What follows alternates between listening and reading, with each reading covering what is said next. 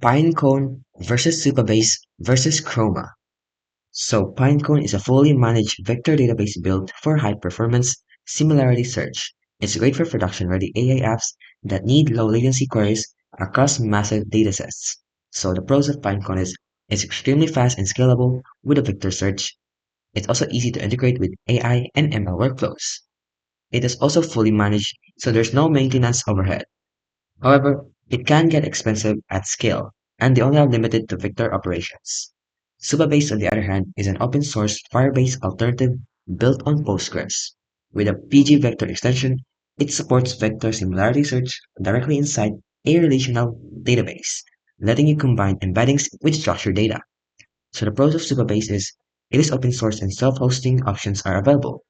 It also combines relational plus vector search in one system.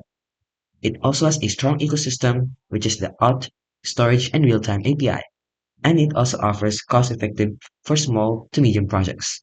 The problem is, they have a requirement for setup and tuning for high-volume AI workloads.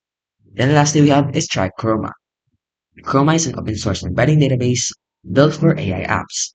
It's lightweight, easy to run locally, and popular among developers prototyping with LLMs.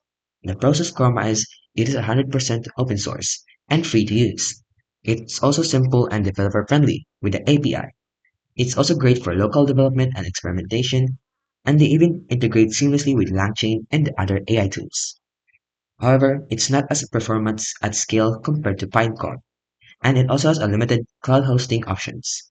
So overall, Pinecone is best for large scale and production-ready AI apps. Then Supabase is best for developers who want an all-in-one backend with both relational and vector capabilities. And Chroma is best for small projects and prototyping.